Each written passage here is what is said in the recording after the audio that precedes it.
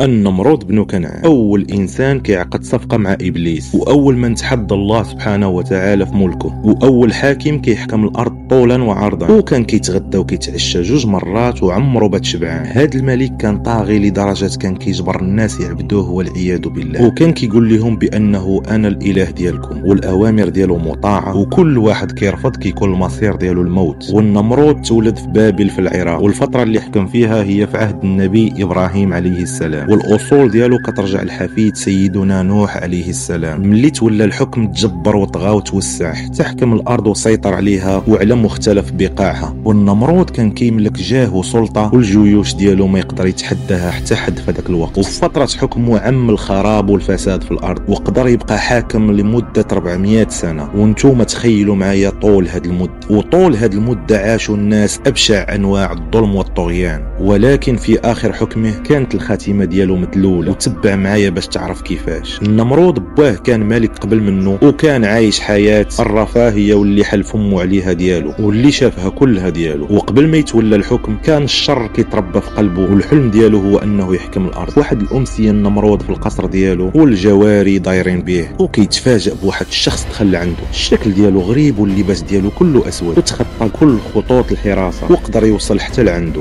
النمرود توسوس وتعجب كيفاش هاد الشخص قدر يفوت من الحراس ومن الحراسة المشددة في القصر. وسولوا النمرود قال له كيفاش قدرتي توصل لهنا؟ والغريب جاوب واستهزأ به وقال له انت كيفاش درتي ليها باغي تحكم الارض وتطغى فيها بهذه الفورمه؟ وتم النمرود بدا الدخان كيخرج له من ودنه، حيت اول واحد يقدر يتجرأ ويهضر معاه بهذه الطريقه. وامر الجنود باش يقتلوه ويصلبوه، واعطى الامر حتى النساء اللي كانوا حاضرين يموتوا باش الهضره ما تدورش باللي شي واحد قدر يتجرأ على النمرود. والحراس نفذوا الاوامر، والنمرود دخل لبيته باش ينعس، وشويه كيسمع شي واحد كينادي عليه. دار لقى نفس الشخص واقف موراه، وبقى النمرود مصدوم حيت شاف الجنود ملي قتلوه قدامه. والنمرود بدا كيتسائل وقال له شكون انت؟ وجاوبه قال له انا ملك النور نهار تخلق النور، والا بغيتي تسيطر على الارض طولا وعرضا خاصك تشوف شكلي الحقيقي. والنمرود قال له بان نشوفك شكون انت، وتحول على شكل مخلوق ضخم والجسم ديالو عامر بالشعر وكيخلع كل من شاف. وهذا الشخص صدق هو ابليس اللعين. النمرود تصدم حيت اول مره كيشوف مخلوق من هذا الشكل، وقال له شنو المطلوب مني دابا؟ ابليس قال له انا في استطاعتي نعطيك القوه باش تحكم الارض وكل من عايش فوق منها، ولكن عندي شرط واحد، هو انك تسجد لي وتعبدني. النمرود ملي شاف مصلحته تما ما ترددش، وهكا كانت اول صفقه تمت بين الانسان والجن فوق الارض. والنمرود اول من باع راسه للشيطان مقابل النفوذ والقوه والسلطان. وبدا ابليس كيعطي دروس للنمرود في الشعوذه والسحر باش يقدر يحقق داك الشيء اللي باغي. كيتعتبر النمرود اول من تعلم السحر في الدنيا، ومن بعد ما تعلم دروس السحر كامله ورجع كيتقنها. واول امر كان من ابليس للنمرود هو يقتل باه ويستولي على الحكم باش يسيطر على المملكه ويبدا التوسع.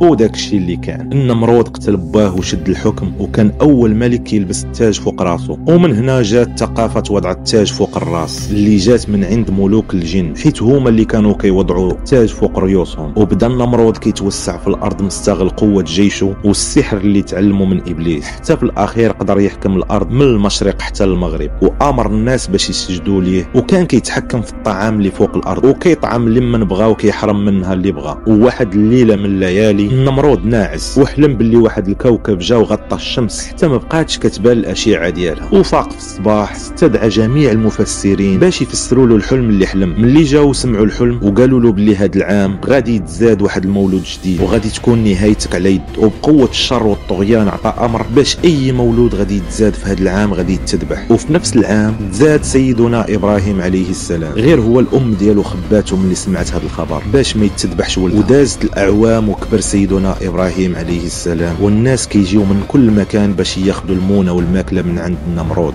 وواحد النهار سيدنا ابراهيم جا باش ياخذ النصيب ديالو من الطعام بحال الناس، وشاف بلي النمرود كيدور على الناس وكيسولهم شكون هو الاله ديالكم. والناس كاملين كيجاوبوه وكيقولوا ليه هو انت. ملي وصل عند سيدنا ابراهيم سولوا من ربك، وجاوبوا سيدنا ابراهيم وقال له ربي هو الذي يحيي ويميت. وقال له النمرود حتى انا كنحيي اللي بغيت وكنقتل اللي بغيت. وباش يبين له امر الرجال ديالو جابوا 2 مساجين محكومين بالاعدام، قتل واحد وعفى على الاخر. موراها سيدنا سيدنا ابراهيم قال له حي هذاك اللي قتلتي. والنمرود بقى كيشوف ورجع سول ابراهيم شنو كيقدر يدير الله ديالك تاني. قال له ابراهيم ربي كيشرق الشمس من المشرق وكيهبطها من المغرب، واش تقدر تطلعها انت من المغرب؟ النمرود ما عجباتوش الهضره ديال سيدنا ابراهيم وامر باش يتمنع من النصيب ديالو من الطعام. سيدنا ابراهيم رجع لدارو. الطريق ملي كان راجع عمر شويه ديال الرمله في القفه باش ما يدخلش لدارو خاوي، ومشى ينعس ويستريح. ملي مراتو فاش حلات القفه لقات فيها الطعام والحبوب اللي غادي يحتاجو، طيبات منها. وفي الصباح ملي فاق لقى الخير وسولها منين جابتو، قالت له راه انت اللي جبتيه. وهو يعرف باللي الله رزقه بسبب الرمله اللي جاب في القفه للدار، والرزاق هو الله ماشي النمرود ولا غيره. وكلا من هذاك الرزاق وخرج عند القوم باش ينصحهم يعبدوا الواحد الاحد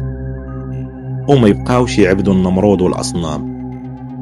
وقال لهم سيدنا إبراهيم بأن الله هو الأحق بالعبادة، ولكن قومه كان عندهم رأي آخر وما سمعوش الكلام. واحد النهار استغل سيدنا إبراهيم غياب الناس اللي كانوا ملاهيين في الاحتفالات وكسر الأصنام اللي كيعبدوا كاملين، وتعمد يخلي الصنم الأكبر. ملي رجعوا القوم تصدموا ملي لقاو الأصنام مهرسين، وعيطوا على سيدنا إبراهيم وسولوه شكون اللي دار هاد الشيء، وجاوبهم باللي هاد الصنم الكبير هو صاحب الفعل. وقال لهم سولوه يقدر يجاوبكم. قالوا له واش كتفلى علينا؟ كيف الصنم اللي ما كيتحرك غادي يدير هذا الفعل؟ وشدوه داوه عند النمرود باش يتعاقب. والنمرود ابراهيم جات لعنده واستغل الفرصه باش ينتقم منه، وامر باش يديروا حفره كبيره يعمروها بالعافيه ويكتفوه من يده ويلوحوه فيها. الجنود نفذوا الاوامر وصنعوا حفره وشعلوا فيها عافيه كبيره ولاحوا فيها سيدنا ابراهيم. دوز فيها شحال من يوم. ملي رجعوا باش يجمعوا الرماد من الحفره كيلقاو سيدنا ابراهيم حي يرزق، والجسم ديالو سليم من العافيه اللي كان فيها، من غير الحبال اللي كان مربوط بهم كلاتهم العافيه. وقصه سيدنا ابراهيم بدات كتنتشر وبزاف من الناس بداو كيامنوا بكلامه وامنوا بالله سبحانه وتعالى. النمرود تعصب ورجع عند ابليس اللعين سولو شكون هاد ابراهيم. ابليس كذب عليه وقال له باللي هو واحد من الجن، وتعمد يخبي عليه باللي سيدنا ابراهيم واحد من الانبياء اللي رسلهم الله يبينوا الحق للناس. وتم النمرود قال له شنو اللي عنده ناقصني انا، وقال له باللي ما عنده والو من غير الشيطان. النمرود ما اقتنعش بكلام ابليس وبدات الخصومه بيناتهم. ومن بعد هاد التحدي اللي تحدى فيه النمرود الله سبحانه وتعالى، الله سبحانه رسل له ملك من فوق 7 سماوات باش يعطيه فرصه انه يتوب لله ويقول الله وحده لا شريك له، والله غادي يخليه في الملك ديالو. النمرود زاد في العلو والشرك وقال باللي ما كاينش شي واحد ملك من غيري، والله من موراه رسل ليه 3 من الملائكه على التوالي. والنمرود قال للملك الثالث يخبر الله سبحانه وتعالى يرسل الجيش ديالو، وانا غادي نجمع الجيش ديالي ونشوفوا شكون اللي غادي يفوز في الاخر. وتجرأ انه يحارب الله سبحانه على الحكم. والنمرود وجد الجيش وجا وقت المعركه، والله سبحانه رسل لهم اصغر مخلوقاته، جيش من البعوض كلا لحمهم وشرب من دمهم وخلاهم هياكل عظميه. وفي الاخير النمرود الواحد اللي بقى على قيد الحياه، وصيفط له الله بعوضه صغيره دخلات له من نيفو وسكنات وسط راسه وعذباته في حياته، وما كيرتاحش من الالم اللي فيه حتى كيبداو يضربوه بالحديد لراسه عاد كيرتاح. وبقى عايش على هذا الحال لمده 400 عام. وهذه النهايه اللي عاشها في اخر ايامه كتبين واخا توصل للمقام اللي وصلتي ليه ما يمكنش توصل لمقام الله سبحانه وتعالى.